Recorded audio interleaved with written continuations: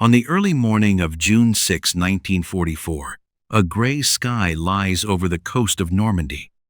The sea is restless. A cold wind drives the waves toward the beaches.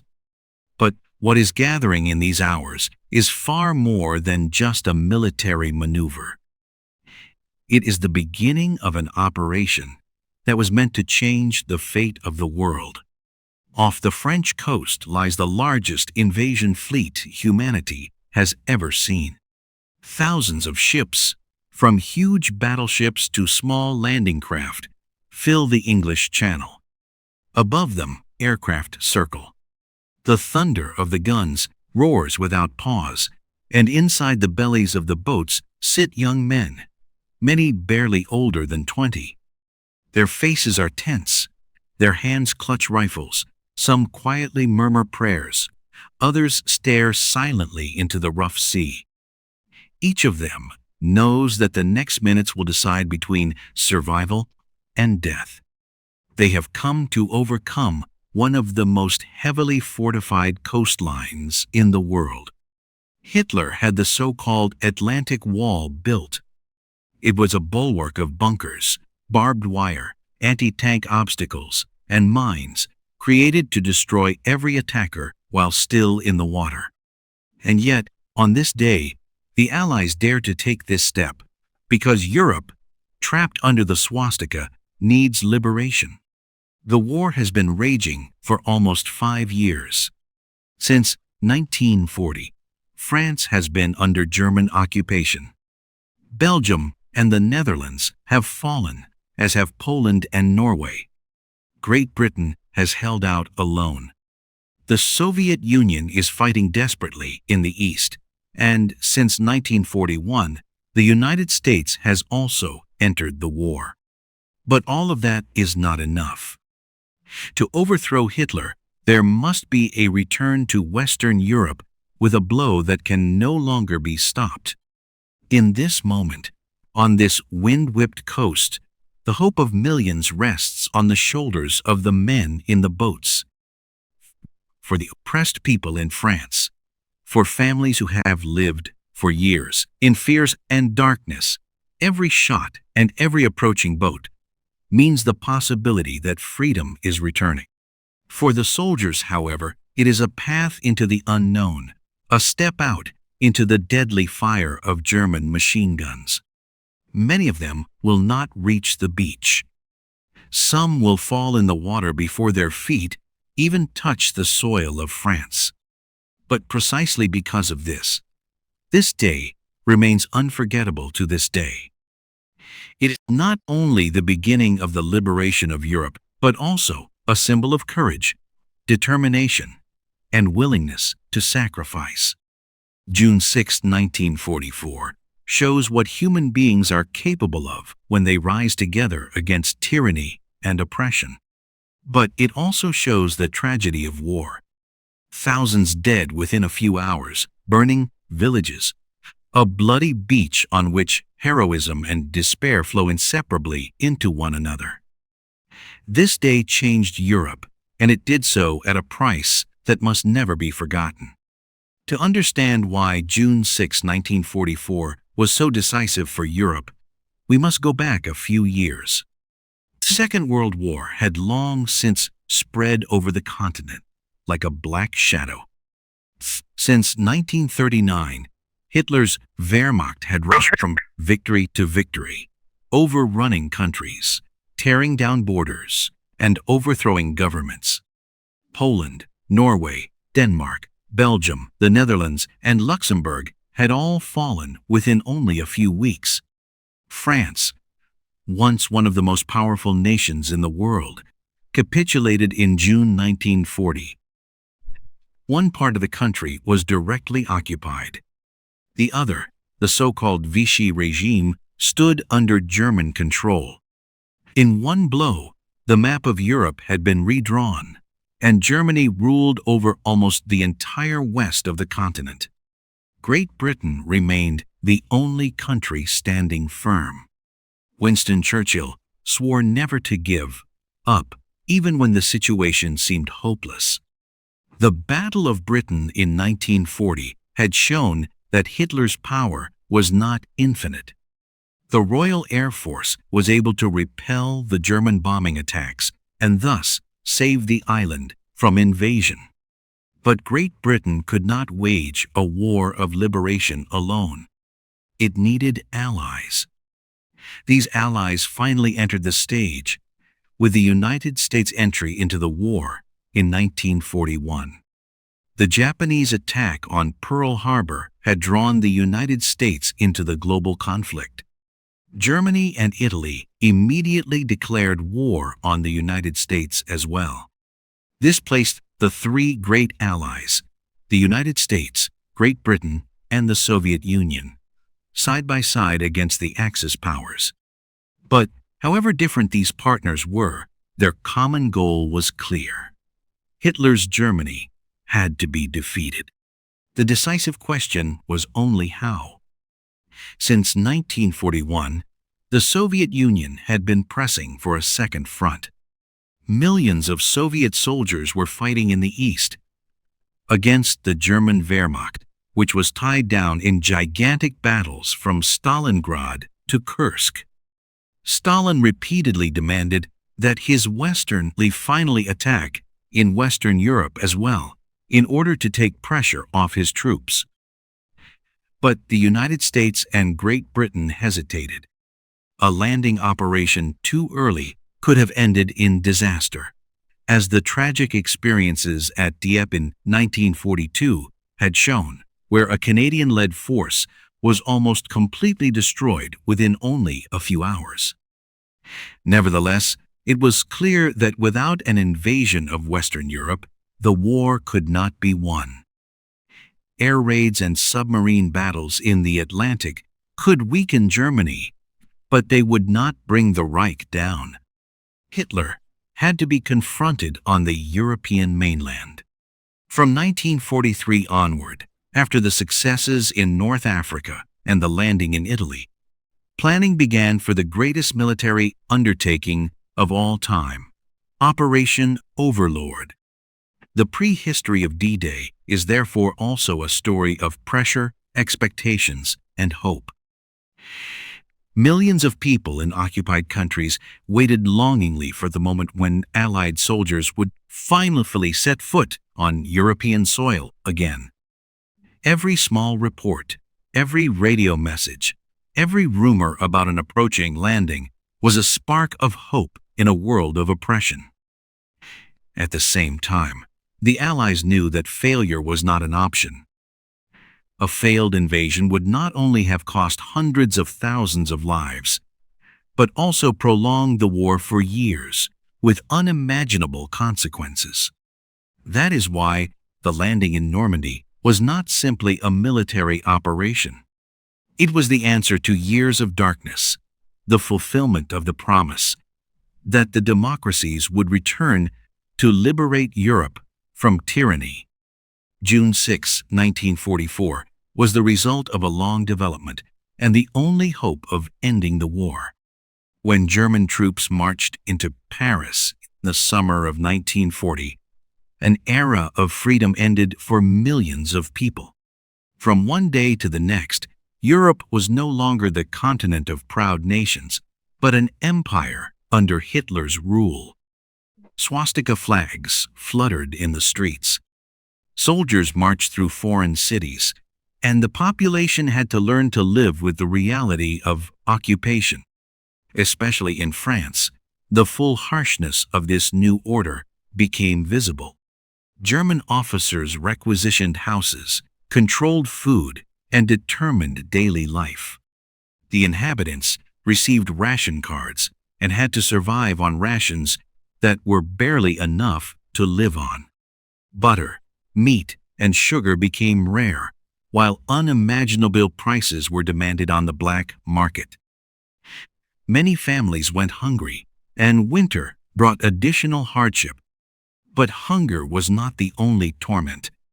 Constant fear accompanied everyday life. At night, German patrols roamed the streets. Suspects were arrested, sometimes without any explanation.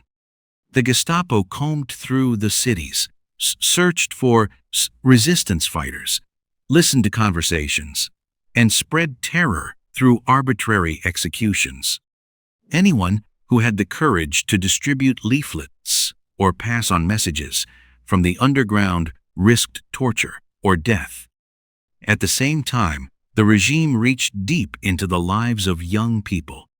Thousands of men were deported to Germany for forced labor, where they had to toil in factories and mines. Families were torn apart, and children grew up without fathers. The occupation gnawed not only at the body, but also at the soul.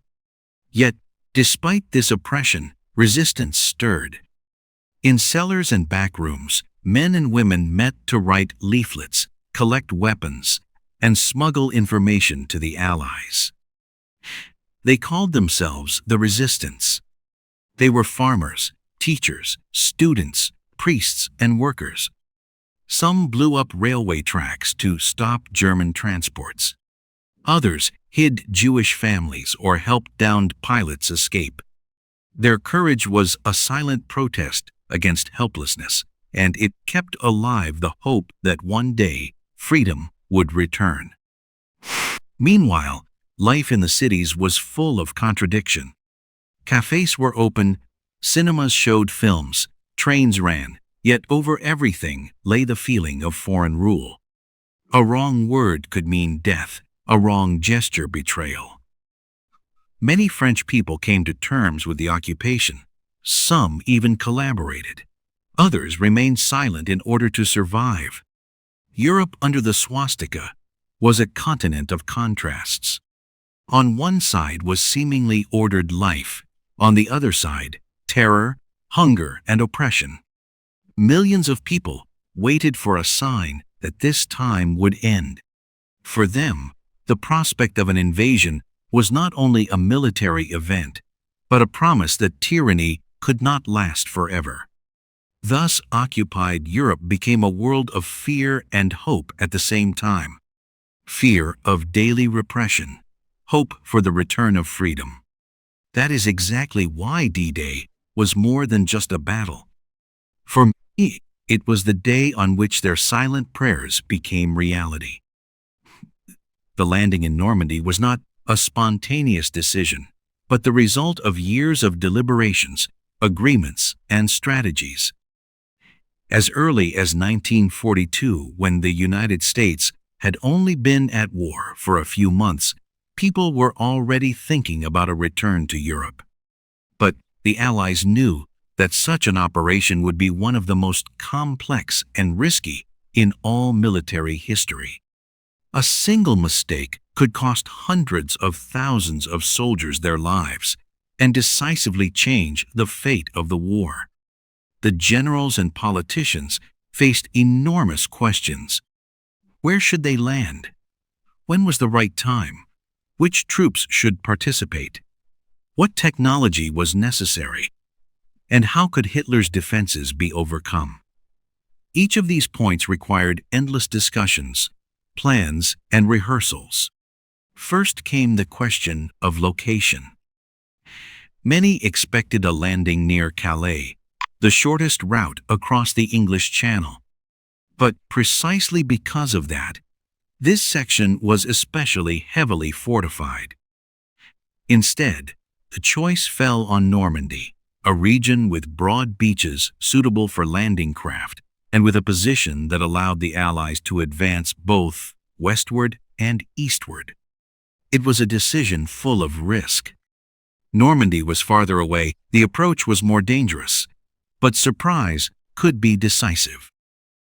The question of timing was also difficult. The weather in the English Channel is unpredictable, and the landing required clear conditions.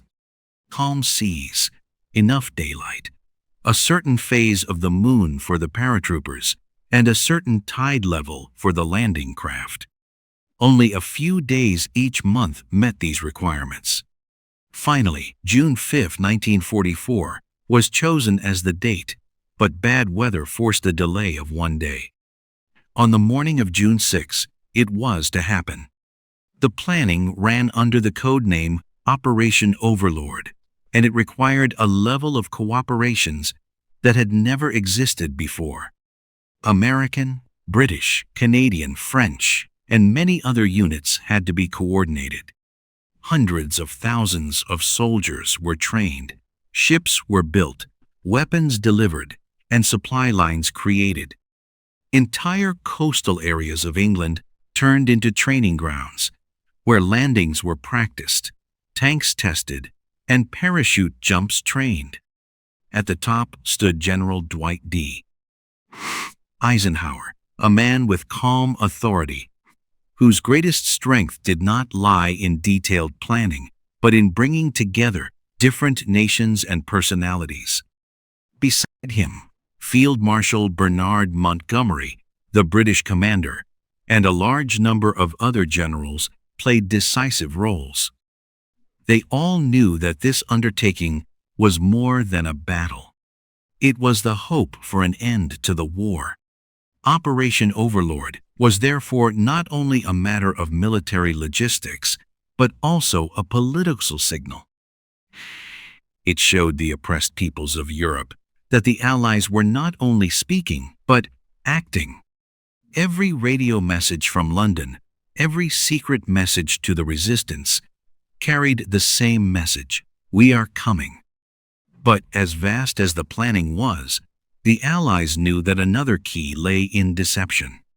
Hitler must never know where and when the invasion would take place.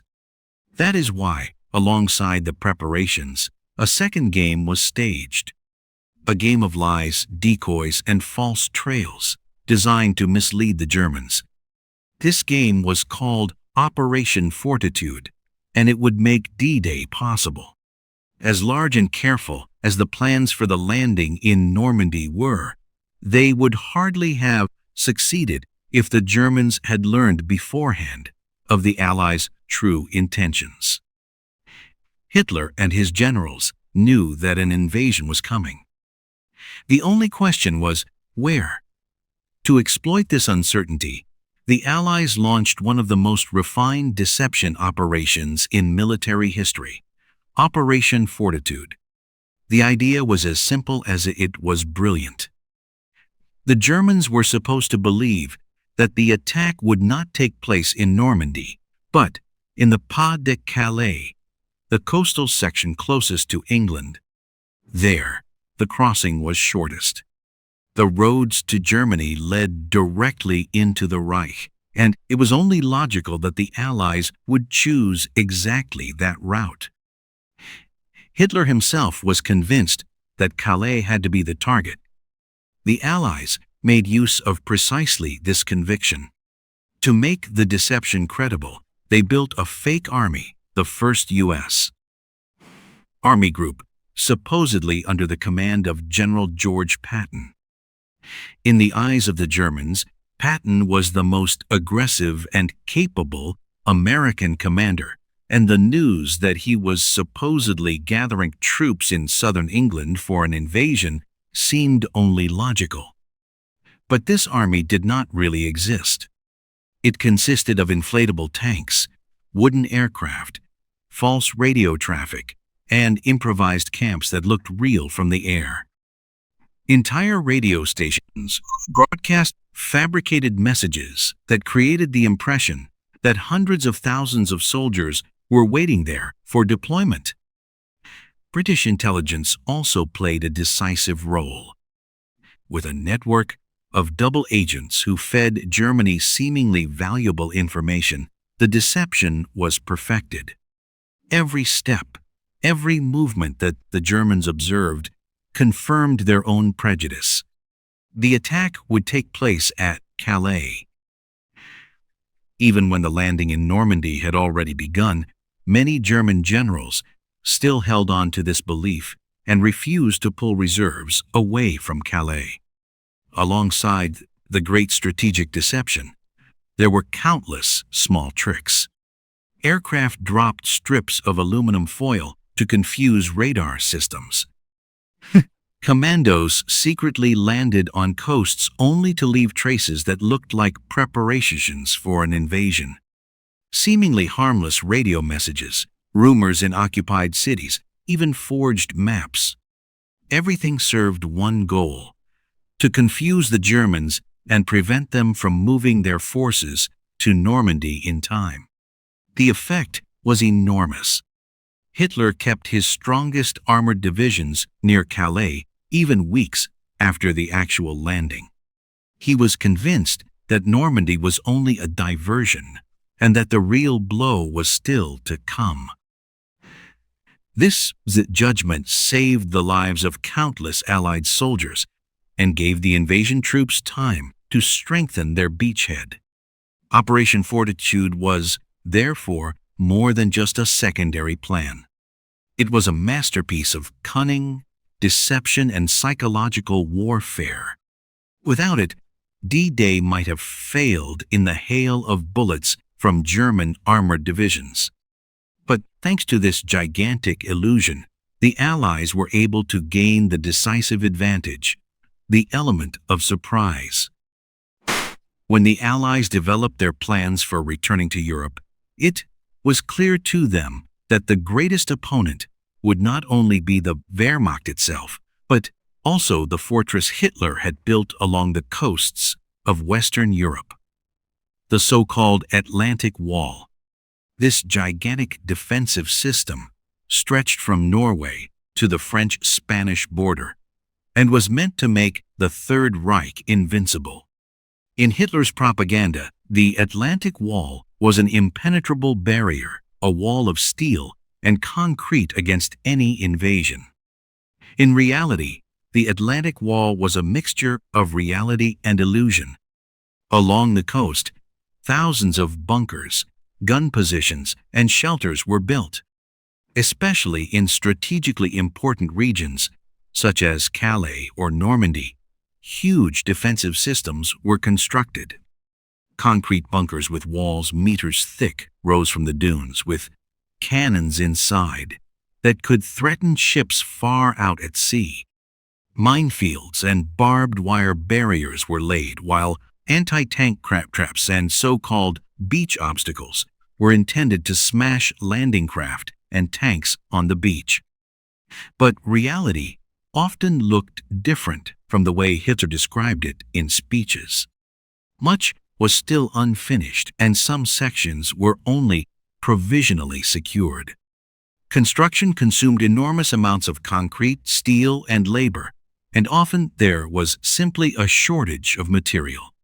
Forced laborers from occupied countries had to build the defenses, many under catastrophic conditions. For them, the Atlantic Wall did not mean protection, but torment and death. Despite these weaknesses, the fortress was a serious obstacle.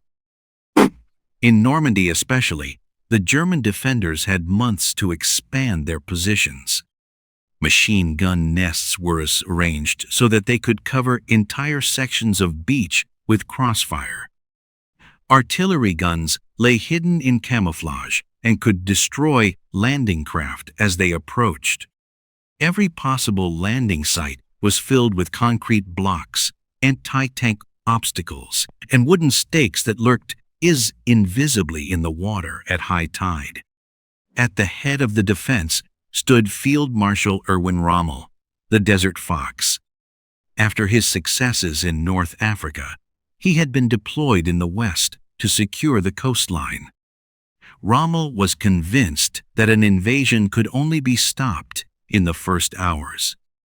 If the Allies once managed to establish a beachhead, he believed, their superiority in material and air support could no longer be stopped. That is why he pushed for maximum defense directly on the beach. Rommel personally inspected the coasts, had additional mines laid, obstacles built, and fields flooded to prevent landings by paratroopers. He knew that time was running out and openly stated that the Atlantic Wall was only a myth if it was not strengthened with all possible force. But within the German leadership, there were disagreements. While Rommel favored a rigid defense on the beach, Other generals thought it better to station the armored divisions farther inland so that they could react flexibly. This disagreement would have fatal consequences on D-Day.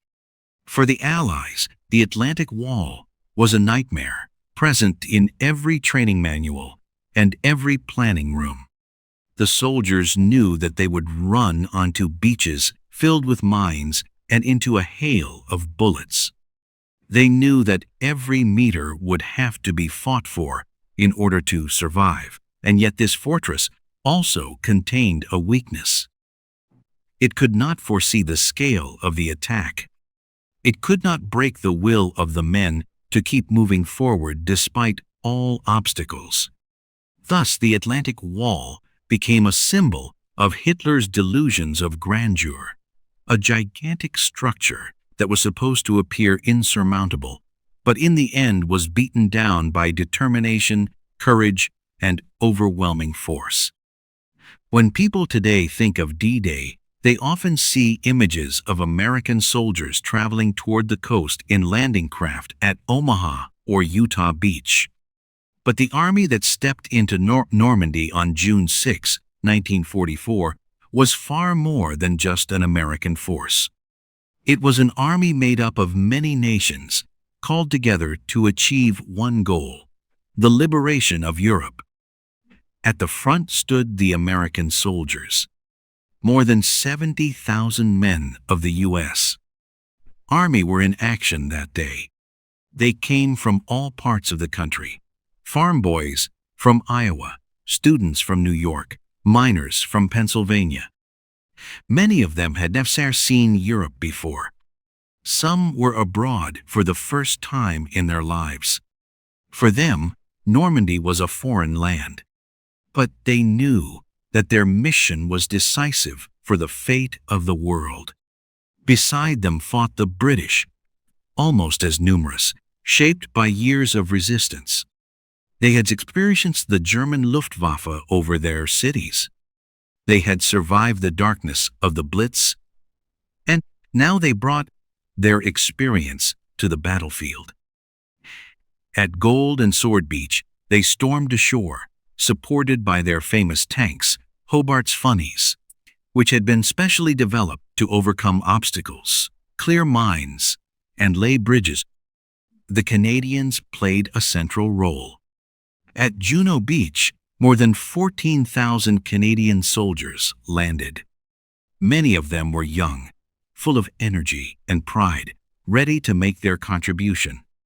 They met heavy resistance and lost hundreds of comrades that day, but they broke through the German lines and advanced farther inland than many had expected.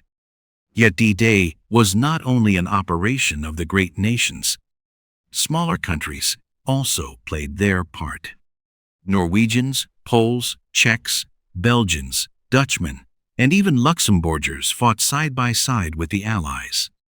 Many of them had lost their homelands to occupation. Some fought in exile units. Others had waited for years to finally march against Hitler again. For them, this was not only a military mission, but a personal one. Nor should the French themselves be forgotten. The country had been occupied since 1940, and many soldiers had made their way to Great Britain and now fought in the ranks of the Free French forces. They were organized under General Charles de Gaulle and took part in the invasion. For them, D-Day was the return to their own homeland, a step back onto French soil occupied by enemies. Alongside the ground troops stood countless sailors and airmen. Without the sailors who steered the ships, operated the artillery, or took the wounded aboard, the invasion would not have been possible. Without the pilots who secured the sky, bombed German positions, or dropped supplies, the men on the beach would have had no chance. D-Day was therefore more than a battle. It was a joint work of the free world. From very different cultures, languages, and backgrounds, fought together, shoulder to shoulder. Many did not understand the language of their comrades, but they understood the goal. They knew that this day would decide the futures, and that each one of them was part of a story larger than themselves. For many, it would be the last day of their lives. Thousands found death on the beaches. But their sacrifice joined together into a message that still echoes today. Freedom is never self-evident. It must be defended, fought for, and sometimes paid for with the highest price. Even before the first landing craft reached the beaches of Normandy on the morning of June 6, the invasion had already begun in the darkness of the night, high above France.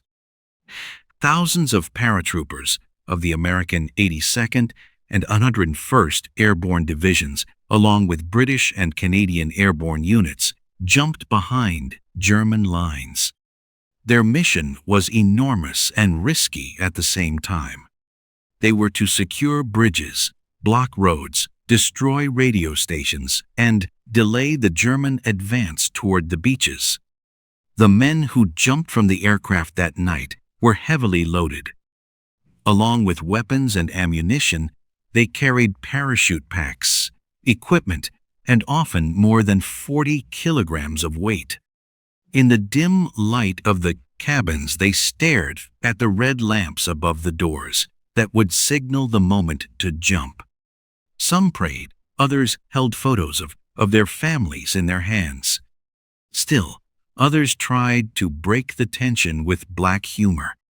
But when the doors sprang open and the cold night air rushed in, everyone knew that it had become serious. The drop was chaotic. Many aircraft were fired on by German flak. Planes caught fire. Troops were scattered over wide areas. Some soldiers landed in swamps and drowned. Others hung in trees or fell directly into German positions. What was supposed to begin as a planned, coordinated operation turned into a wild, confusing fight in the darkness. Yet from this very chaos came an advantage. All over the villages and fields of Normandy, Allied soldiers suddenly appeared. Small groups attacked patrols, cut telephone lines, destroyed bridges, and placed explosives on roads. German units soon no longer knew where the enemy was, how strong he was, or where he was moving. The paratroopers sowed confusion and paralyzed the Barasok's ability to react during the decisive hours before the landing. Especially famous were the fights around Sainte-Mère-Église and Pegasus Bridge. Sainte-Mère-Église went down in history as one of the first liberated towns in France, after American paratroopers captured it and defended it against German counterattacks. Pegasus Bridge, in turn, was taken by British glider troops. It was a daring mission in which the gliders landed only a few meters from the bridge, and the men overpowered the surprise defenders. This bridge was crucial for preventing the advance of reinforcements and securing Allied access inland. For the paratroopers, this night was a trip through hell. They did not fight in large formations, but often in small groups, cut off from one another and surrounded by enemies. They had to improvise, search for paths through hedges and fields, hide in villages, or attack suddenly. Many lost comrades during the jump itself. Others fell in the first minutes of combat. Yet, despite all losses, they fulfilled their mission. They tied down German forces, confused the enemy, and created the space that the men on the beach needed in order to have any chance at all. When dawn cast its first rays of sunlight over the coast, the work of the paratroopers was already well underway. They had used the night to prepare the ground for the landing. Their mission, full of courage and sacrifice, was the invisible but decisive condition that prevented D-Day from failing in its first hours. The morning of June 6, 1944, began gray, windy, and wet. A thin mist lay over the English Channel as the gigantic invasion fleet set itself in motion. More than 5,000 ships of all sizes, landing craft, destroyers, cruisers, and freighters formed the largest armada in history. From the coasts of England, one could observe during the night the enormous movement. An endless ribbon of ships pushing toward France, accompanied by the roar of engines and the thunder of the sea. In the boats sat the soldiers, crowded tightly together, wet from spray and foam striking their faces. Many were seasick, some vomited into helmets or over the rail. But no one spoke about it. Everyone knew that the greatest test was still ahead. Some stared silently at the dark sea. Others held on to their weapons as if they were a talisman. In the distance, the thunder of artillery could already be heard as Allied warships began firing on German positions along the coast. Then came the signal. Squadrons of aircraft rose into the air, thundered over the beaches, and dropped bombs on the fortifications. In theory, this hail of bombs was supposed to smash the defenses, destroy bunkers, and detonate mines. In practice, however, many bombs missed their targets because the mist impaired visibility. The beaches were far less damaged than had been hoped. It was a circumstance the men in the landing craft would soon feel in a terrible way. When the boats finally approached the coast, the sea turned into an inferno. German machine guns opened fire. Bullets hammered against the sides of the boats, shells exploded in the water. The smell of smoke, oil, and blood lay over the waves. For many soldiers, there was no turning back. As soon as the ramps of the boats were lowered, they had to step out into the ice-cold water, often up to the chest or neck. Loaded with heavy equipment, some stumbled and sank before they had even reached the beach. Those who made it ran across open sand, while bullets struck around them and comrades fell. The noise was deafening, the rattling of machine guns, the thunder of cannons, the screams of the wounded. Men threw themselves into craters and hassos, searched for cover behind obstacles, while officers desperately tried to bring order to the chaos. Yet, despite the hell into which they had been thrown, they advanced. Inch by inch, meter by meter. They crawled, ran, and leapt forward. Behind them, ever new waves of soldiers pressed onto the beach, supported by tanks rolling out of special landing craft. Some vehicles got stuck or were torn apart by mines. Others succeeded and offered cover, giving the men protection. D-Day that morning was not a clean operation, but a fight for bare survival. And yet, something happened that could not be planned. Courage. The courage of individual men who pushed forward under fire, cut through wire obstacles, and knocked out bunkers with grenades. The courage of small troops that gathered and attacked the enemy. Courage that continued like a chain and made it possible for the Allies, despite all losses, to gain a foothold.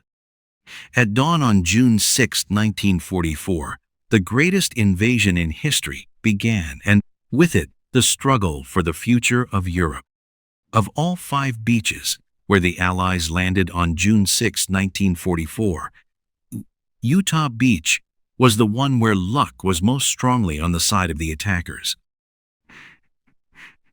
Around 23,000 American soldiers of the 4th Infantry Division landed here, supported by units of the 82nd and 1st Airborne Divisions, which had already been dropped behind the lines during the previous night.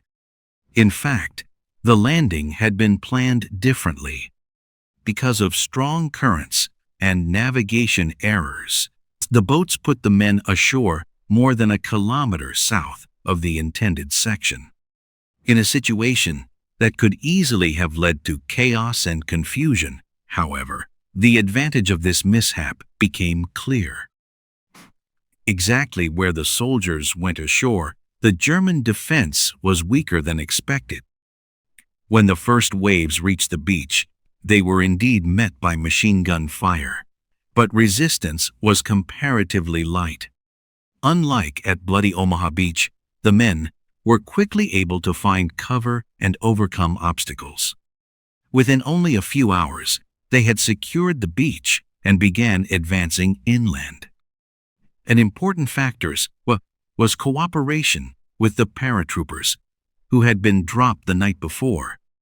Although many of them had landed scattered and suffered heavy losses, they had blown up bridges, blocked roads, and tied down German reinforcements, allowed the soldiers at Utah Beach to advance relatively quickly and secure important connections.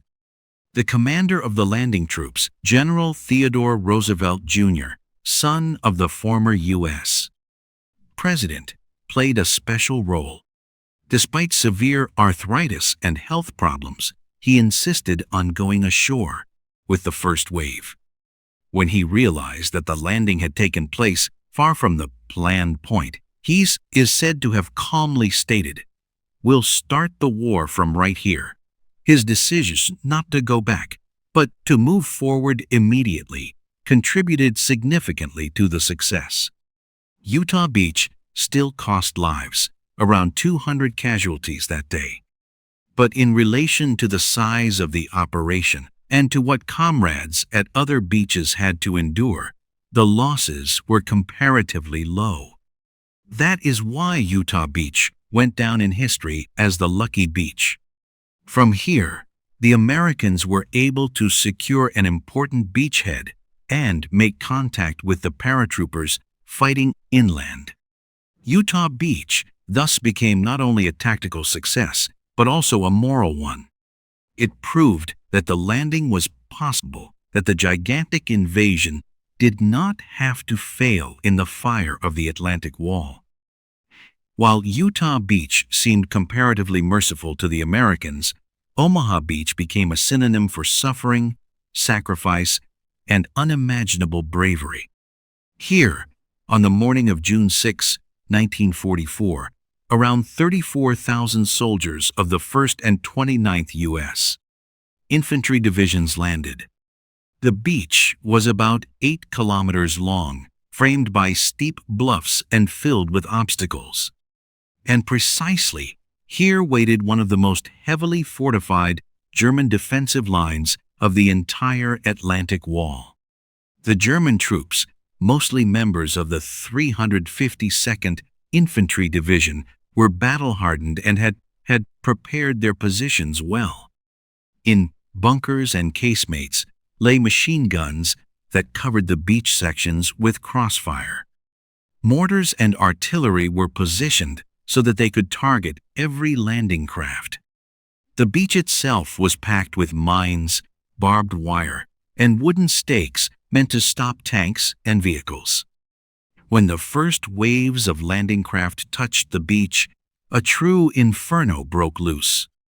Machine gun fire hammered without pause. Shells exploded in the water. Boats were hit and torn apart. Many soldiers were shot in the water or drowned because they could not swim with their heavy equipment. Whoever reached the beach alive found almost no cover. Only narrow dunes and craters offered protection from the continuous fire. The scenes that unfolded were apocalyptic. Wounded men screamed for help. Men desperately searched for cover while their comrades were hit beside them. Radios fell into the water. Commands were lost. Officers were shot before they could give orders. Entire units were wiped out before they could even form up. For hours, it seemed as if the landing at Omaha Beach would fail. But in the midst of the chaos, there were men who refused to give up. Small groups gathered, crawled forward under a hail of bullets, threw grenades into bunkers, and searched for ways through barbed wire and minefields. Engineers blasted gaps through the obstacles, while infantrymen crawled inch by inch up the beach. Especially famous was the mission of the Rangers, who landed at the cliffs of Pointe du Hoc. Their task was to silence the German guns that threatened the beaches. With ropes and ladders, they climbed the steep cliffs under constant fire from above. Many fell before they even reached the cliffs.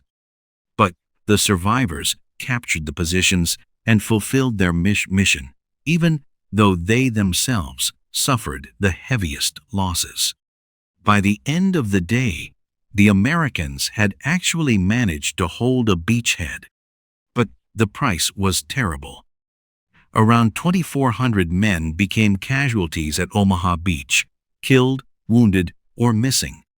The beach, covered with destroyed vehicles, equipment, and countless bodies, became a symbol of the cruelty of war and of the courage of those who continued fighting despite every obstacle. Omaha Beach was the bloodiest episode of D-Day, but also the one that most impressively showed that determination could break even the strongest defenses. The beach that had seemed like a death trap in the morning was in Allied hands by evening, and with it, a piece of hope for the end of the war. While the Americans fought for survival at Omaha Beach, British troops landed farther east at Gold Beach. The British 50th Infantry Division was deployed here, supported by special units and tanks that had been developed specifically for this mission. Their goal was to advance toward Bayous, secure important road connections, and eventually make contact with the Canadians at Juno Beach and the British at Sword Beach. Gold Beach differed from Omaha in many ways. Bunkers, mines, and barbed wire also had to be overcome here, but British planners had learned from the mistakes of earlier operations. At the head of the landing were the so-called Hobart's Funnies, specially built tanks that could clear obstacles, lay bridges, cross ditches, or even use flamethrowers. These strange-looking vehicles often made the decisive difference when it came to breaking through German defenses. Resistance on the beach was fierce, but not as devastating as at Omaha. German positions immediately opened fire. Machine guns and artillery tried to stop the boats. But British naval support was precise and destroyed many fortifications before the infantry went ashore.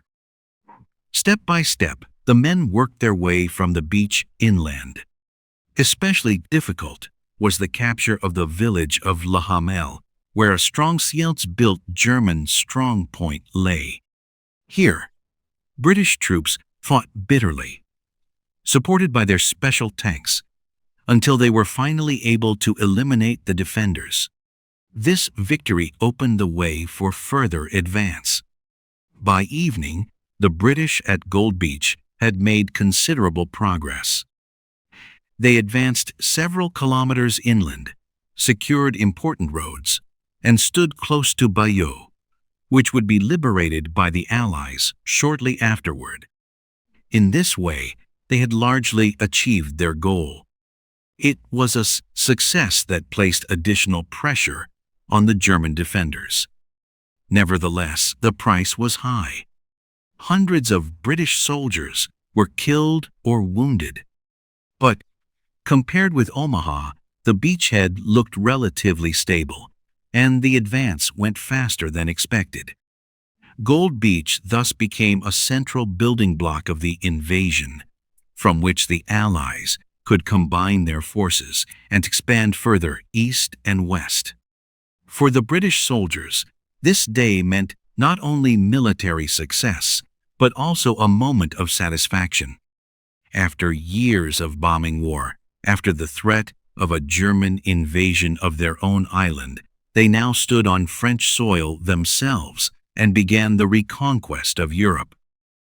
Between the British landing zones at Golden Sword lay Juno Beach, the section assigned to the Canadian troops. More than 14,000 soldiers of the 3rd Canadian Infantry Division, supported by tanks and special troops, went ashore here. For many of them, it was their first major deployment in Europe, and it was to become one of the hardest. Already on the approach to the beach, the Canadians met fierce resistance. The German defense here was especially strongly developed. Bunkers, machine gun nests, minefields, and artillery positions covered the entire coastal area. In addition, the first landing craft arrived late because of the weather. This gave the defenders additional time to prepare their positions. When the ramps of the boats went down, the beach turned into an inferno. Machine gun fire whipped across the sand.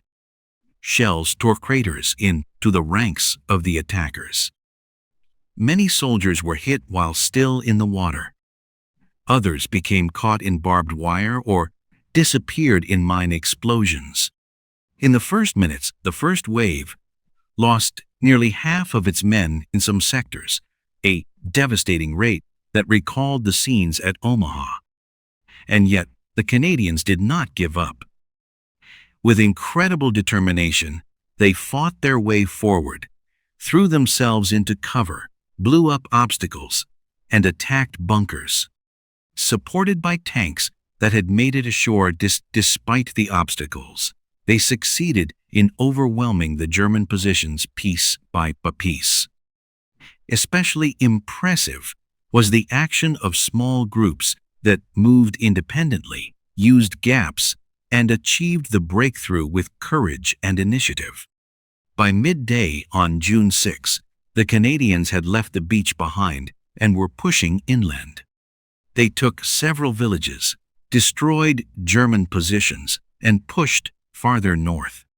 Of all the Allied troops, they advanced among the farthest that day, up to about 10 kilometers inland in some areas, closer to the strategically important city of Caen than many other units. But the price was high. More than 1,000 Canadian soldiers were killed or wounded. Behind them lay a beach covered with destroyed vehicles, fallen comrades, and traces of bitter fighting. But in their hearts, they carried the pride of having achieved what had seemed impossible, securing the beachhead at Juno Beach and opening the way into the heart of France. For Canada, this day was more than a military victory. It was proof that a country far from Europe was prepared to make sacrifices to defend freedom and democracy. Juno Beach thus became a symbol of Canadian courage and a place where the young nation proved its role in world history. The easternmost landing sector on D-Day was Sword Beach, assigned to the British troops of the 3rd Infantry Division. Around 29,000 soldiers went ashore here, supported by special units, tanks, and a small but determined group of French soldiers who fought side by side with the British. Their goal was ambitious: the capture of the strategically important city of Caen, only about 15 kilometers from the beach. When the first landing craft reached the coast in the morning, a deadly dance of fire, smoke, and chaos began here as well. German machine guns and artillery immediately opened fire. Mines and barbed wire blocked the way, and the current carried some boats off course. The first waves were hit especially hard, suffering heavy losses as they entered the beach. But the British had prepared themselves. With support from the Royal Navy and through the use of their special tanks, Hobart's funnies, they managed to clear obstacles, knock out bunkers, and gain ground step by step.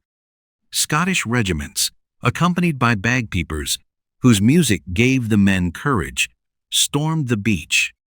This image, soldiers going ashore under a hail of bullets while music sounded, would become deeply engraved in memory. By afternoon, Sword Beach was largely secured and British units began moving inland. But here they met fierce resistance. The 21st Panzer Division, the only German armored division nearby, attacked several times in an attempt to throw the invasion back into the sea. In bitter fighting, the Allies had to hold their positions, supported by air attacks and naval guns.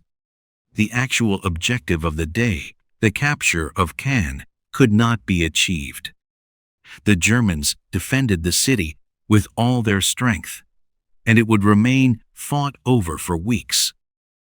Nevertheless, the British had established a stable beachhead at Sword Beach from which they could launch further operations. For the French, who had landed with the British, this day was especially important. Under the command of Commandant Philippe Kiefer, around 177 French commandos stormed the beach. It was a small contribution, but one of enormous symbolic importance. For the first time since 1940, French soldier formation set foot again on their homeland in the fight against the occupiers.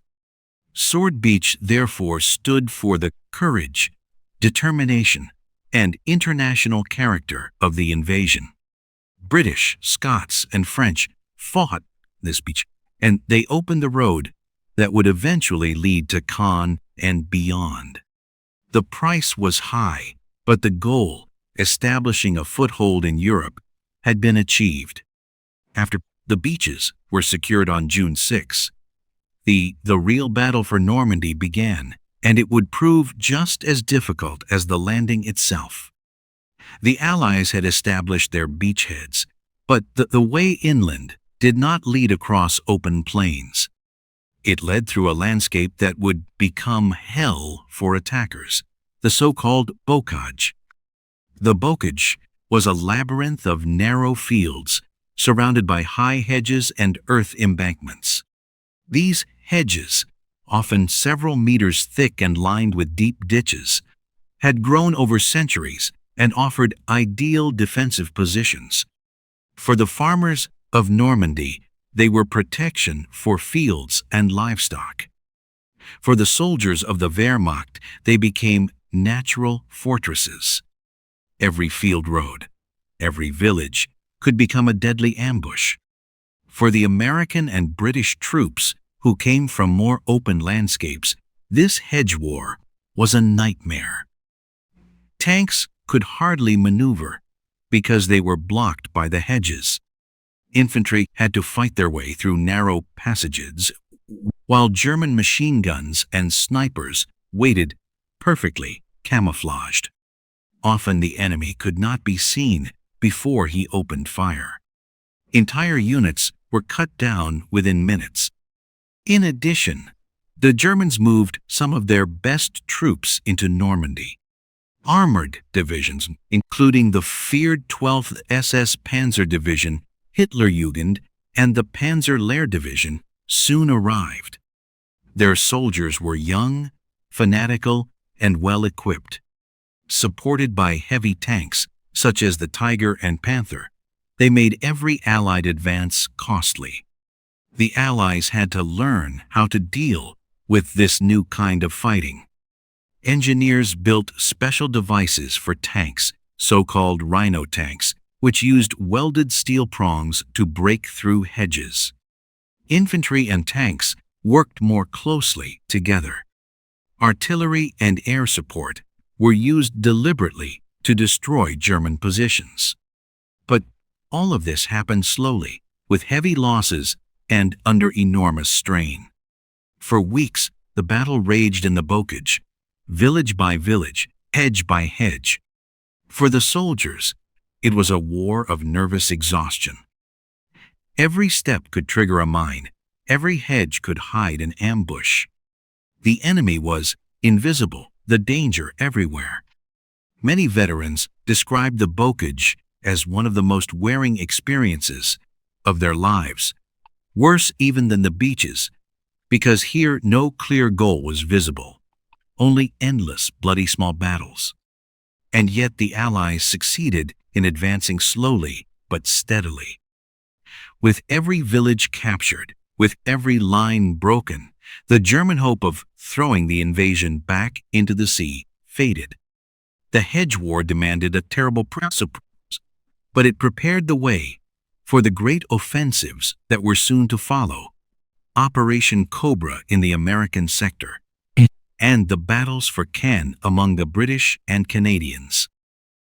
The battle for the Bocage made clear that D-Day, although a decisive step, was only the beginning of the real fight for the liberation of Europe.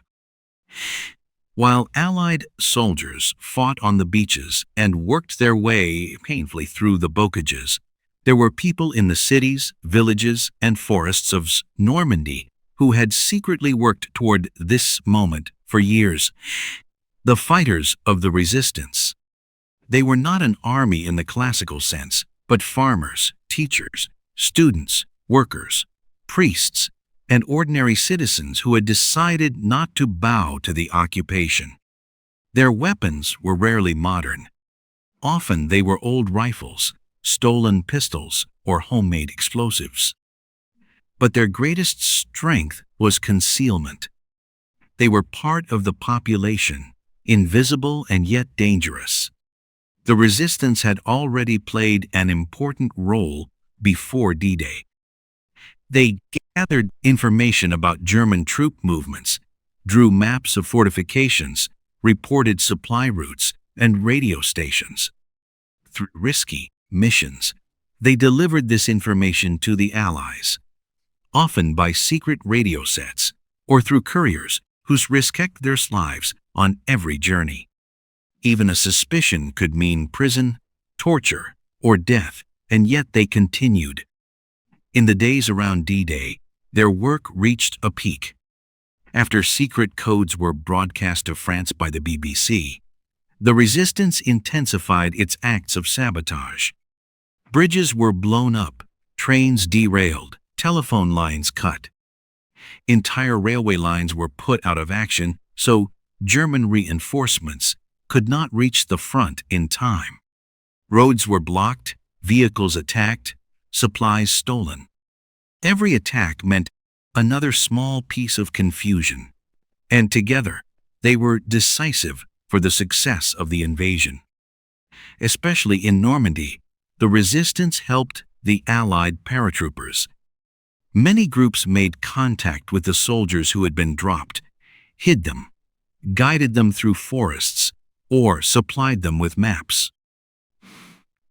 Some families opened their homes, although they knew that the Gestapos would shoot them immediately if they were discovered.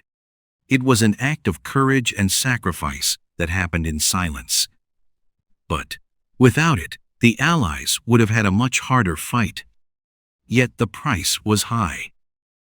The Germans reacted brutally to the resistance. Entire villages were burned, civilians shot, hostages taken.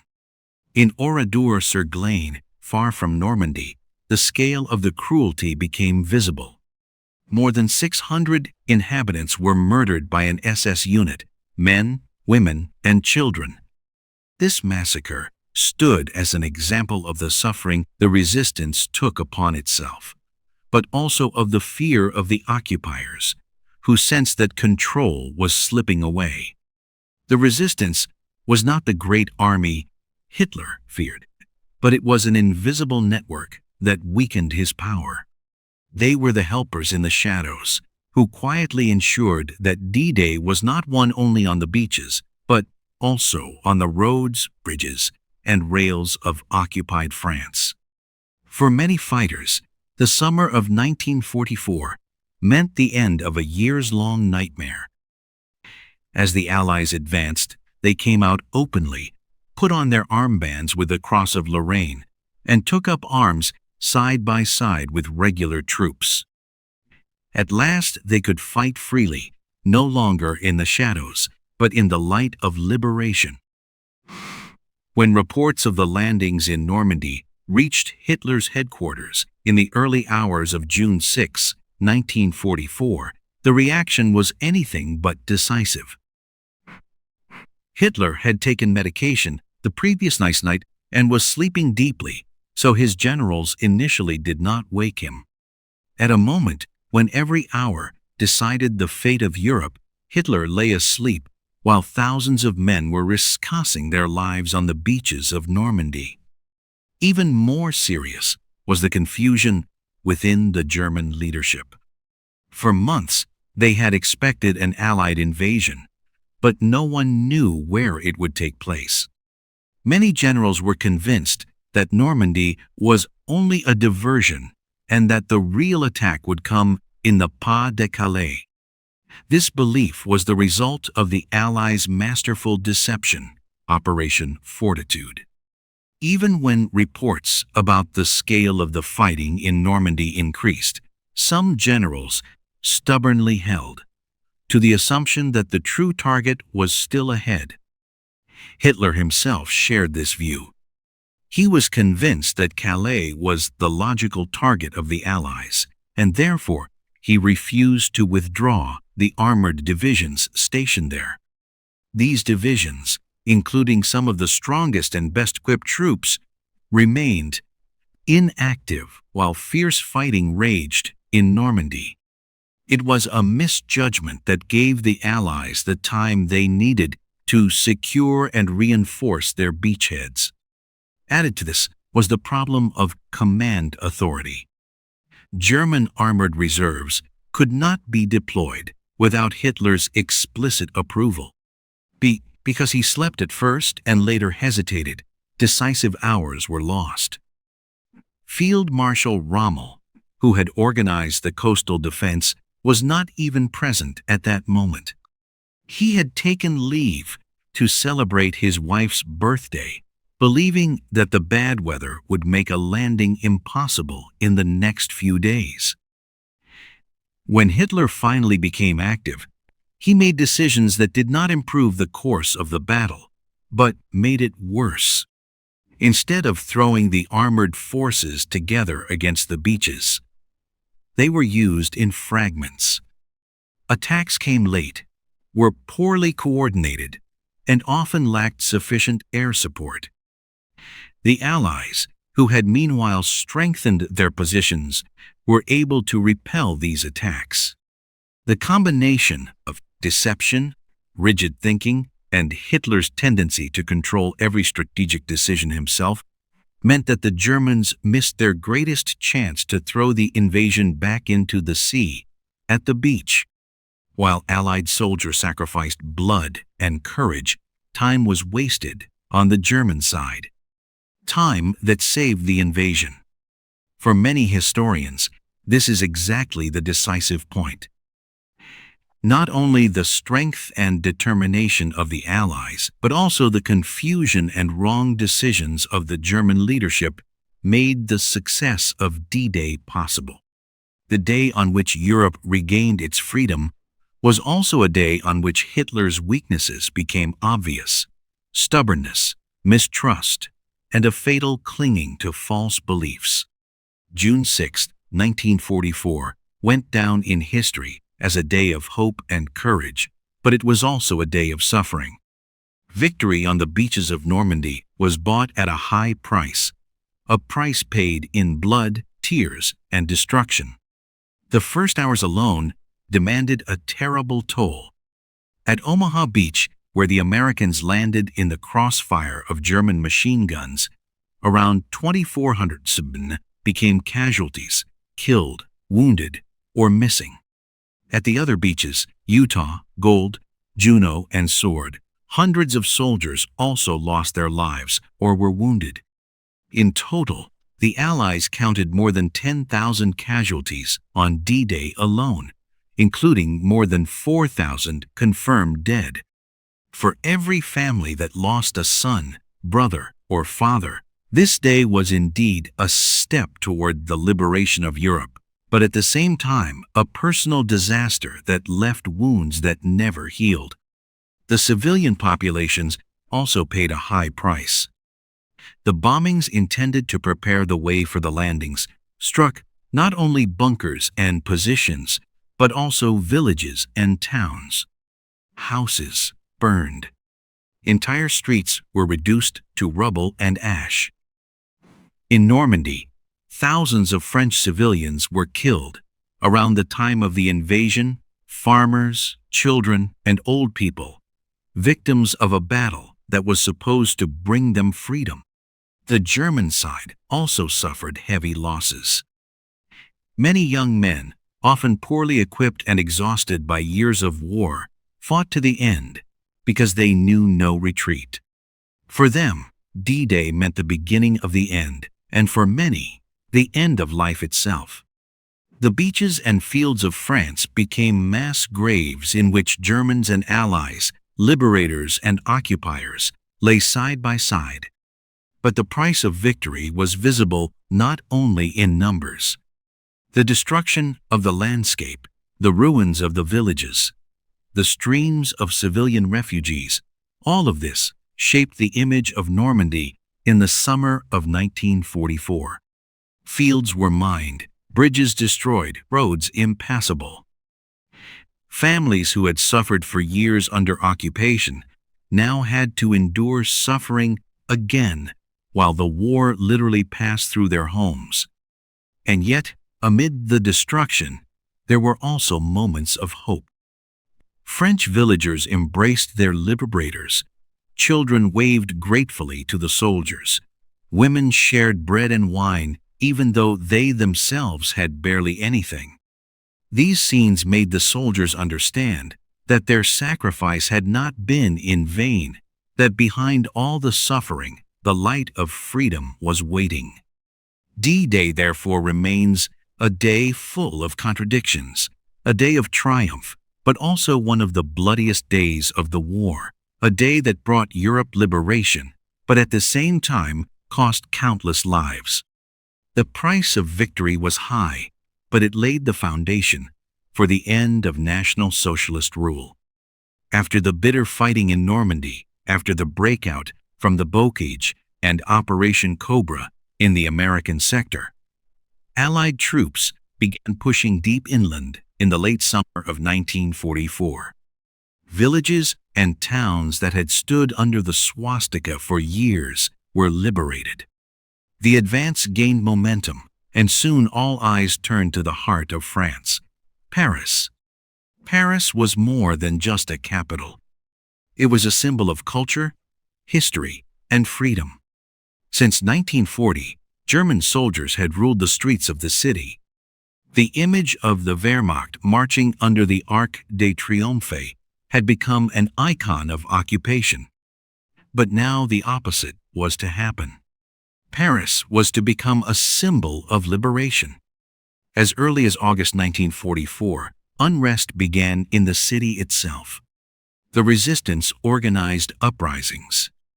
Barricades were erected. Shots echoed through the streets. The people no longer wanted to wait. They wanted to liberate their city themselves, since before Espace it could be destroyed in the fighting of the advance. This uprising was risky because German troops were still present and Paris was under the command of General Dietrich von Choltitz, who, as city commandant, answered to Hitler. Hitler himself is said to have ordered that Paris must not be surrendered without a fight.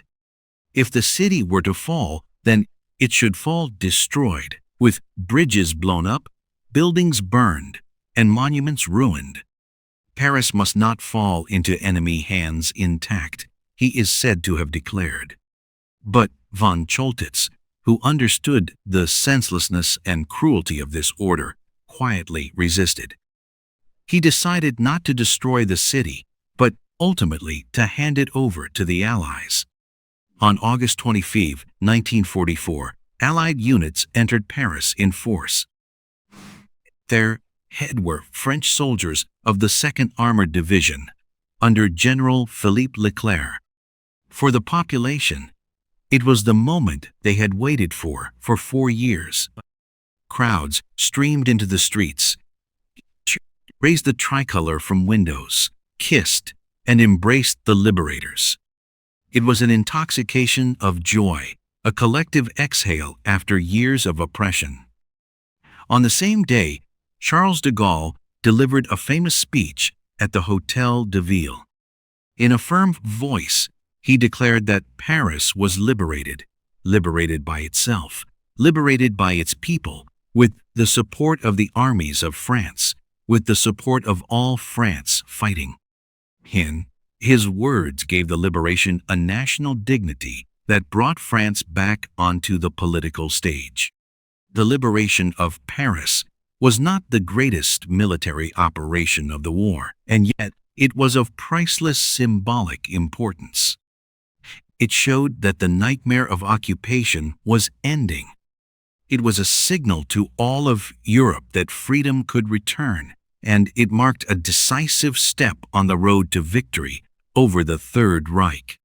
Paris, the City of Light, shone again, not only in reality, but also as the symbol of a new Europe that, after years of darkness, drew hope once more.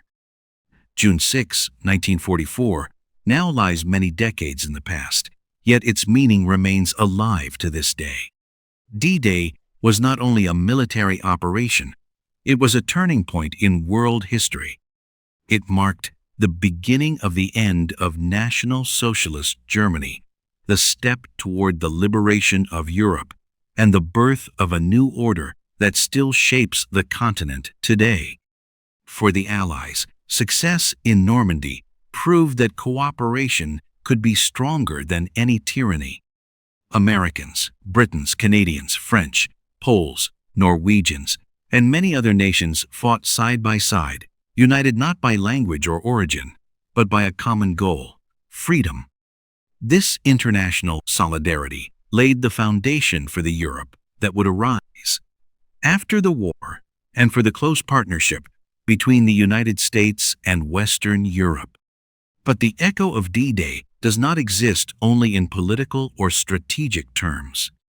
It lives in the stories of the men who fought on the beaches that day, in their courage, their fear, their sacrifices. Many of them were ordinary young men, torn from their everyday lives and placed in the greatest battle of their lives. Some returned, many did not. Their names stand today in cemeteries, in Normandy, in endless rows of white crosses and stars of David, reminding us of their sacrifice. The civilian population of Normandy also still bears the traces of D-Day.